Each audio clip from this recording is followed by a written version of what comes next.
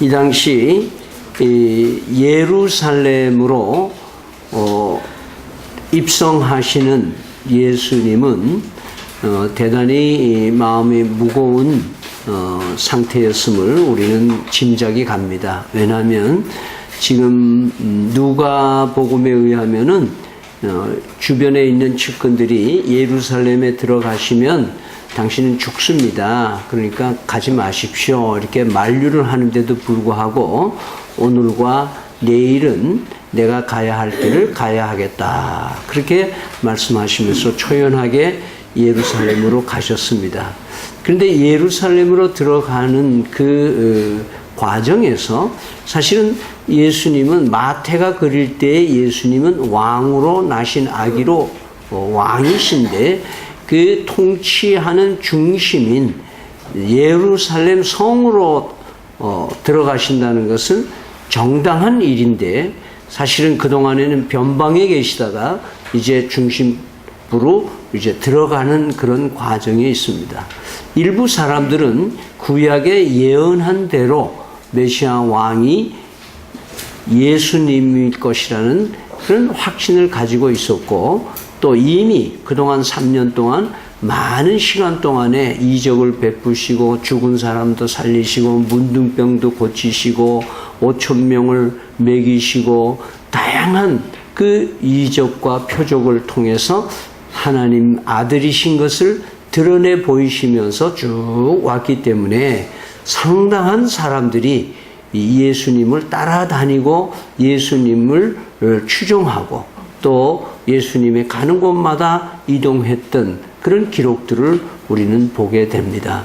그래서 그런지 이미 예루살렘 성에 있었던 주민들은 왕이 오신다, 예수님이 오신다 하는 소문을 듣고 환영 인파가 준비되어서 길에 연도를 하고 있었던 모습을 보게 됩니다.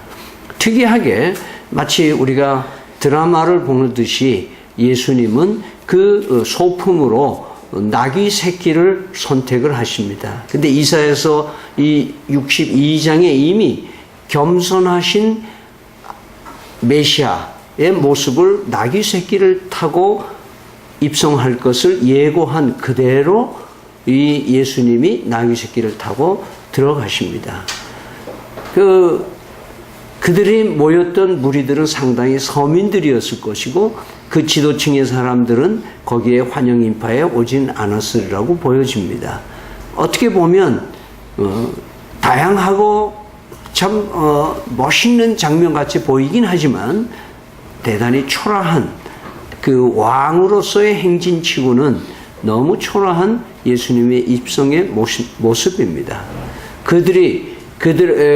이 왕을 대접하는 그 대접할 수 있는 것은 기껏해야 자기들의 입었던 겉옷을 펴서 거기에 펼 수밖에 없는 레드 카펫이 아니고 그런 겉옷을 펴서 그들이 있는 것에서 즉석에서 환영의 예를 갖췄던 모습들.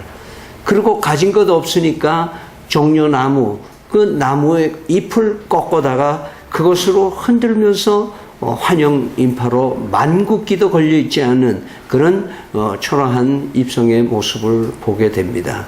그래서 이 마태는 다른 복음서에서도 이 장면을 똑같이 그렸지만은 8절과 9절과 11절에 무리라고 하는 단어를 3번이나 씁니다. 무리들이 환영을 하고 무리들이 따르고 무리들이 호산나 찬양을 했고 이렇게 무리라는 얘기를 하고 있습니다. 그래서 오늘은 우리가 이 무리들에 대한 얘기를 좀 하면서 예수를 따르는 무리들, 예수를 따르는 사람들에 대한 얘기를 좀 한다면 어떤 종류의 사람들이 이 예수님을 따랐을까 하면 첫째는 아무 생각 없이 예수님을 따랐던 사람들이 있었던 것으로 보여집니다. 그저 먹은 떡도 얻어 먹었고 우리 친척들 가운데 병도 고친 사람도 있고 또 직접 고침을 받은 사람도 있을 것이고 다양한 체험을 한 사람들이 계속해서 뭔가 그저 사람들이 흘러가는 대로 유행대로 그냥 남들 다 가니까 또 같이 구경도 가고 그런 무리들, 아무 생각 없이 따라다니는 사람들도 있었다는 것을 우리는 보게 됩니다. 이 아무 생각 없이 따라다니는 사람들의 특징은 구경꾼이라고 말할 수 있습니다. 또 뭐 신기한 게 뭐가 있지? 또 멋있는 일들을 어떤 일들을 행하실 것이지 기대하면서 마치 연예인을 쫓아다니는 아무 생각 없이 쫓아다니는 청소년들처럼 그냥 무리들을 생각 없이 따라다니는 이 사람들은 특징 하나가 있는데 그것은 책임이 없습니다. 책임이 없어요. 우리 데모하는 사람들 이 시위하는 사람들 보면은 몇 사람들 주동자를 제외하고는 사실은 뭐예요? 그냥 아무 생각 없이 따라가는 거예요. 따라가서 잡혀가는 사람은 곧 책임질 만한 사람만 잡아가지 그냥 무리들을 다 옆에 있는 사람 다 잡아가진 않잖아요. 말은 뭐냐 하면은 예수님을 따르되 아무 생각 없이 따르는 사람은 어떤 인생의 책임을 져야 할 부분이 오면 전혀 책임지지 않으려고 하는 심리가 그 안에 많이 깔려 있는 것을 보게 됩니다. 자, 이 호산나 했던 이 무리들 아무 생각 없이 왔던 사람들은요, 금방 이 가야바 법정에, 헤롯 법정에, 또 빌라도 법정에 이렇게 예수님이 끌려다니면서 재판을 받는 과정에 또 구경꾼들로 다 따라다녔습니다.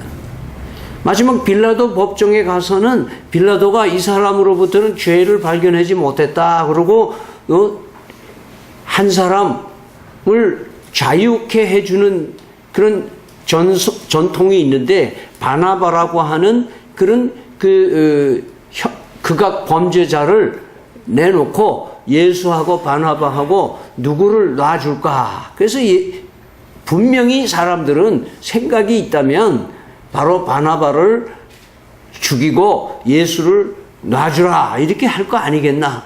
빌라도는 나름대로 그렇게 생각을 했어요. 그런데 엉뚱하게 그 누리꾼들이 이 사람들을 선동하고 생각 없이 따라다니는 사람들에게 여론을 몰이를 일으켜가지고 예수를 십자가에 못 박으라라는 함성을 일어나기 시작을 해서 결국은 뭐예요? 바나바는 놔주고 예수님을 십자가에 내어주는 빌라도의 최대의 실수를 범하게 되는 역사들을 봅니다. 여기에 무리가 등장합니다. 아무 생각 없이 살아가는 사람. 그래서 예수님은 평소에 이런 얘기를 하죠. 마태복음 7장 13절에 보면은 좁은 문으로 들어가십시오. 넓은 문, 멸망으로 인도하는 사람은 멸망으로 인도하는 길은 그 길이 굉장히 넓고 너무 많은 사람들을 글로 갑니다. 그러니까 다 가는 대로만 가지 마시고 이제 좁은 길을 나를 따르는 길은 좁은 길이니까 좁은 길로 갑시다. 이렇게 권유한 부분들이 나옵니다. 그러면서 곧바로 나오는 대목이 뭐냐면 주여 주여 하는 자마다 천국에 갈 자가 없다. 이렇게 표현하신 이유는 뭐냐면 아무 생각 없이 주여 주여 하고 아무 생각 없이 종교적인 그런 예식에 참여하고 아무 생각 없이 교회에 드나들고 그저 성전들만 밟는다 그런 표현을 하는데 아무 생각 없이 그냥 하루 일주일간에 한 주일 안 가면 찝찝하고 그냥 그래서 그냥 가는 그런 무리들 그런 아무 생각 없이 이것저것 밀려다니는 이 한국의 교회의 모습도 우리는 같이 생각해 볼 수가 있는 겁니다. 인기 있는 지도자 따라서 여기 가고 저기 가고 왔다 갔다 하고 여기 가면 지금 그 교회 가면 어떤 교회는 그 교회가 너무 좋다 너무 멋있다 뭐 이렇게 해서 거기에 아무 생각 없이 따라다녀요. 그래서 그 유행과 무드에 약한 우리 인간들의 모습을 우리는 이 생각 없이 따르는 자 무리 속에서 발견하게 되는 겁니다. 특히 우리나라 사람들은 광고에 약합니다. 무슨 약이든지 옷이든지 뭐든지 광고에 나가면 그 물건에 대한 신뢰를 하는 경향이 있습니다. 제가 동북 삼성에 여행을 하면서 거기 조선족 교장, 똑똑한 교장을 만났더니, 목사님, 그 한국에 갔더니 그저 한국 사람들은 광고에 나온 거는 그저 다 살라 그러더만요. 그래. 근데요, 여기요, 한족들은 희한해요. 우리 한국의 기업들이 와가지고 TV 광고를 내면요, 그 물건이 더 안 팔려요. 이 사람들이 그런 얘기해요. 저거 좋은 물건이면 왜 자꾸 광고하나? 어? 좋은 물건인데 왜 자꾸 광고하나? 그 무슨 문제가 있으니까 광고하겠지. 이게 한족들, 중국 사람들의 생각이라는 거예요. 우리는 너무 생각 없이 살아요. 너무 생각 없이 살아요. 너무 생각 없이. 그걸 심리학에서 얘기하기를 모방 욕구다. 그렇게 얘기해요. 모방 욕구. 그래서 누가 이렇게 하면 나도 그렇게 해야 되는 줄 스트레스를 받아. 남이 그런 옷을 입으면 나도 그것을 입어야 되지, 안 입으면 나는 뒤처진다고 생각해.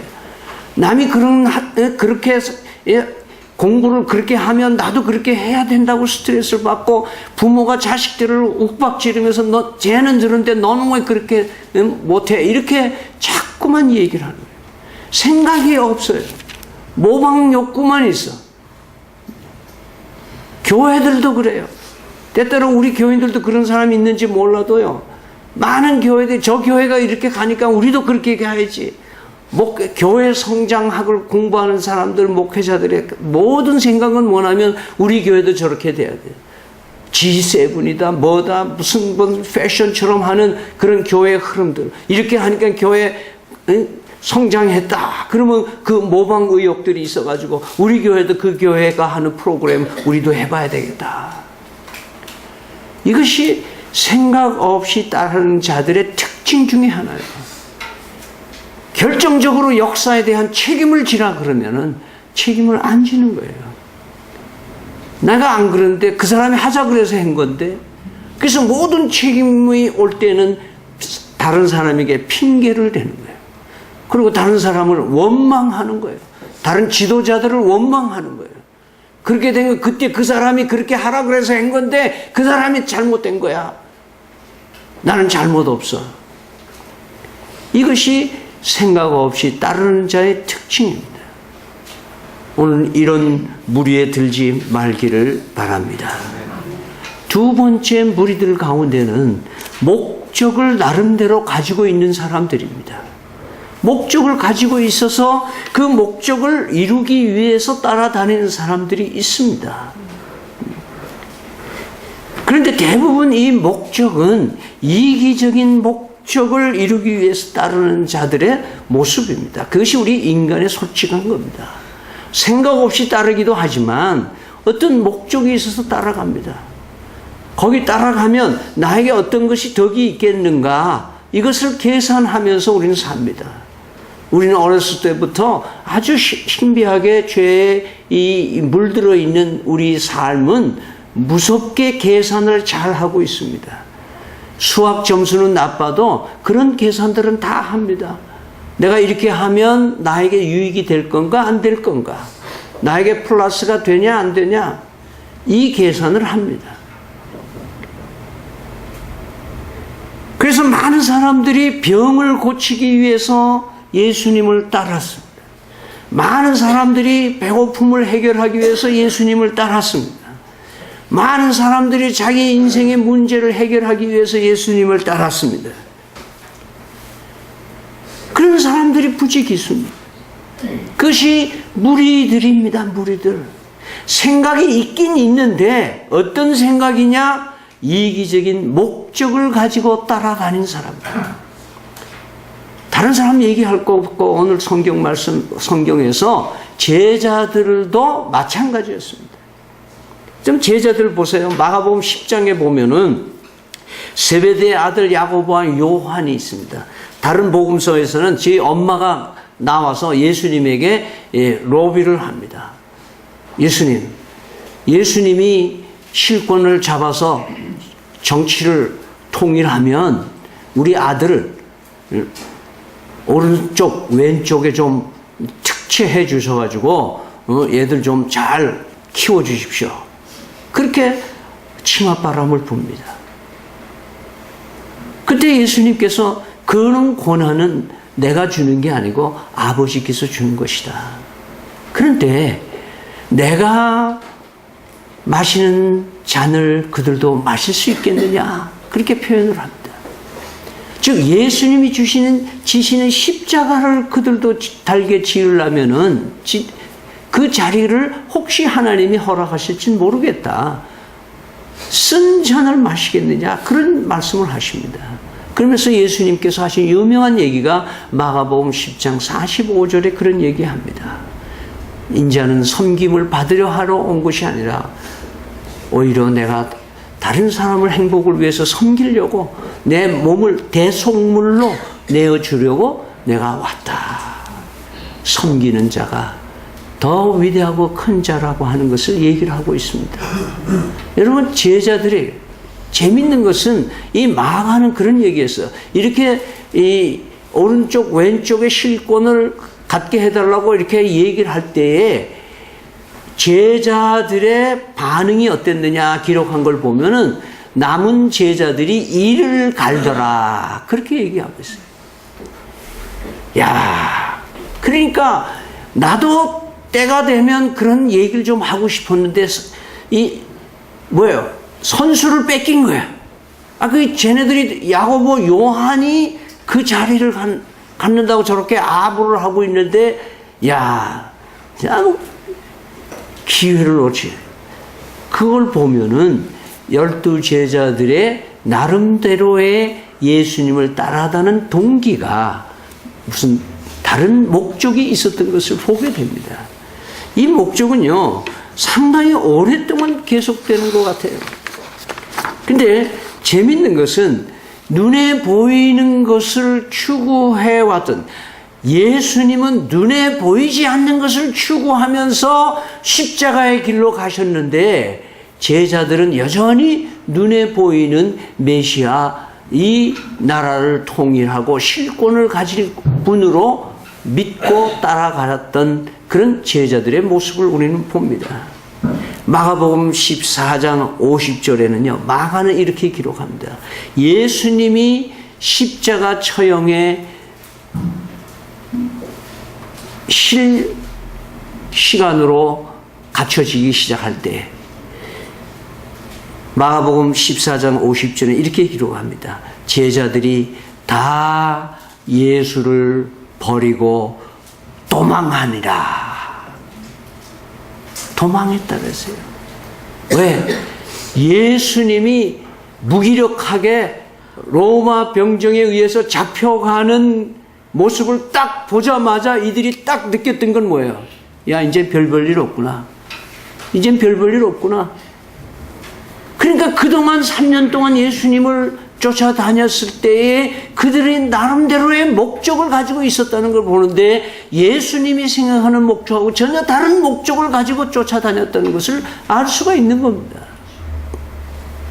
그런데요, 놀라운 것은요, 이들이 그렇게 도망갔다가 예수님이 부활하신 후에 예수님이 제자들에게 2번씩이나 직접 나타나고 도마가 결석해서 다시 또 나타났을 때는 이렇게 직접 손을 보여주시기도 하고 그랬었어요. 그런데 놀라운 것은요, 그렇게 150여 명에게 40일 동안 자신의 부활하신 모습을 직접 보여주셨는데도 불구하고 아직도 제자들의 마음은 눈에 보이는 것을 추구해 있었던 것을 뭐로 알 수 있느냐 하면요, 사도행전 1장 6절에 가면은 예수님이 승천하기 직전에, 부활하시고 나서 이제 승천하시기 직전에 1장 6절, 그들이 모였을 때 예수께 여쭈어 이르되 주께서 이스라엘 나라를 회복하심이 이때입니까? 라고 또 물어봐요. 부활하신 후에 이제는 부활하셨으니까 이제는 진짜 아니냐? 그렇게 생각했는데 그때도 뭐예요? 때와 기한은 하나님께 있고 너희는 예루살렘에 기다려라. 그리고 성령이 임하시면 너희가 권능을 받고 그렇게 말씀하시고 하늘로 홀련히 가시는 거예요. 두 번째 실망인 거예요. 예수님 잡혀갈 때 실망을 했는데 이제 부활을 하셨으니까 이제는 뭐 대단한 역사가 일어날 거다 생각했는데 보니까 싱겁게 그냥 하늘로 홀로 가시는 거예요. 이들이 얼마나 실망을 했네. 그러나 예수님의 말씀 부여잡고 마가의 다락방에서 기도하면서 오순절날 성령이 임하시면서부터 보이지 않는 하나님이 보이는 하나님으로 당신들과 3년 동안 같이 있었는데도 보이는 나라만 생각했던 이들이 성령 하나님의 보이지 않는 역사의 하나님이 자신들과 함께 있다고 하는 확신이 들어가고 마음의 변화가 오기 시작했을 때 이들의 목적이 바뀌었던 거예요. 여기에 신앙이 변하고 아무 생각 없이 따라다니는 사람이 이기적인 목적을 가지고 따라다니기도 해요. 그 때문에 우리는 교회에 오는 사람들 가운데는 보면은 대개 복 받으려고 오는 사람이 많아요. 선왕당에서 현대식 건물만 바뀌어졌지 그 신앙에 아무 변화가 없는 거예요. 그러니까 뭔가 바라고 예수 믿고 뭔가 바라고 교회 나오고 뭔가 바라고 그래서 예배를 은혜 받으러 오고 예배를 하나님으로부터 뭔가 축복을 받으라고 교회로 오고 자꾸 그러다 보니까 뭐예요? 처음에는 좀 뭔가 받는 것 같은데 그러니까 점점 받는 것보다는 달라는 게 좀 많아. 뭐 내라는 것도 많아. 시간도 뭐 모이라는 것도 많아.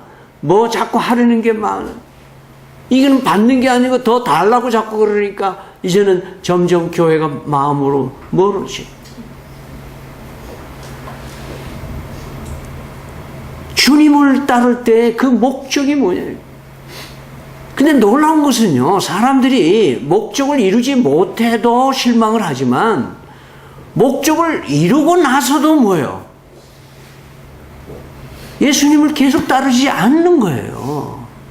뭐 어디 들어갈 때 하고 나올 때 하고 마음이 달라지듯이 처음엔 뭐 어쩌고 울고 불고 이거 해주면 뭐 하겠습니다. 그러고 막 떠들다가 정작 하나님이 해결해 주시면 뭐예요? 그 다음에 랄랄랄라 다 잊어버려. 이기적인 목적을 가지고 예수를 믿고 이기적인 목적을 가지고 교회를 나오고 이기적인 목적을 가지고 예수님을 따르면 목적이 이루어지지 않아도 시험에 들고 목적이 이루어져도 또 다른 문제가 있다는 것을 우리는 보게 됩니다. 그래서 오늘 무리들의 세 번째 무리가 하나님이 기뻐하시는 무리다 이 말이에요. 그 어떤 무리냐? 주님의 뜻에 따르려는 사람들입니다. 주님의 뜻에 따르려고 하는 사람입니다. 내 나라가 하나님 나라보다 강해서 사는 게 아니라 하나님 나라가 내 나라를 지배하도록 하면서 살아가는 먼저 그 나라와 그 의를 구하는 삶을 살아가는 사람. 주님이 먼저 항상 맛있는 거 생기면 주님이 먼저 생각나고 공돈이 생기면 주님이 먼저 생각이 나고 좋은 일이 생기면 주님께 먼저 하나님 감사합니다가 나올 수 있는 주님을 따르는 사람이 돼야 되는 거예요. 이런 주님을 따르는 사람은요, 좋을 때는 누구나 따를 수 있어요. 근데 나쁠 때도 주님을 따르는 사람이 진짜 주님을 따르는 사람이에요. 네, 진짜예요. 소수의 길, 좁은 문으로 가는 사람들은 어떤 사람이냐? 예수님께서 마태복음 16장에 너희가 나를 따르려거든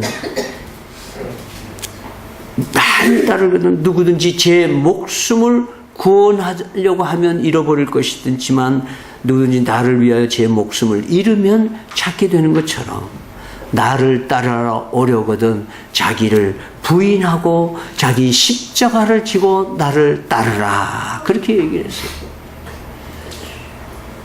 예수님이 우리에게 달콤한 것들을 얘기를 해주지 않았어요. 핑크드림처럼 너 예수 나 따라와. 그러면 너 굉장한 것을 내가 준비해 줄 거야. 나 따라와. 너 진짜 만사형통하고 나 따라와. 너 시집 장가 잘 가고 너 나 따라와. 무병장수하고 너 나 따라와. 인기 독차지할 수 있고 너 나 따라와. 모든 권력 네 손에 쥘 수 있고 너 나 따라와. 그렇게 해서 사람들을 모집하신 분이 아니라 나를 따라오거든 자기를 부인하고 자기 십자가를 지고 자기 십자가 고난에 동참하는 자를 진짜 부르시고 계시는 예수님의 모습을 우리는 봅니다. 여러분 예수님의 고난 장면의 마지막 장면에 보면요. 아까 제자들은 다 어떻게 했다고 그랬어요? 다 도망갔다 그랬어요. 그런데 예수님의 십자가에 매달리는 그 장소에 있던 사람들이 누구이냐 이거예요. 누구냐 이거예요. 베드로는 3번이나 모른다 그러고 어디로 간지 뭐 없어요. 예. 이때 있었던 사람은 요한이 이렇게 기록을 합니다. 요한복음 19장 25절에 예수님의 십자가 곁에는 그 어머니와 이모와 글로바의 아내 마리아와 막달라 마리아가 섰는지라. 예수께서 자기 어머니와 사랑하는 제자가 곁에 서 있는 것을 보시고 여기서 사랑하는 제자가 한 말은 요한이 이 기록을 했기 때문에 최연소자 요한이 이곳에 있었던 것으로 보여집니다. 자기 어머니께 말씀하시되 여자여 보소서 아들이니다 하시고 또 그 제자에게 이르시되 보라 내 어머니라 하신대 그때부터 그 제자가 자기 집에 모시니라. 예수님이 죽고 사는 그 호흡이 끊어지는 그 순간까지 그 현장에 있었던 분들은 여성들이었습니다.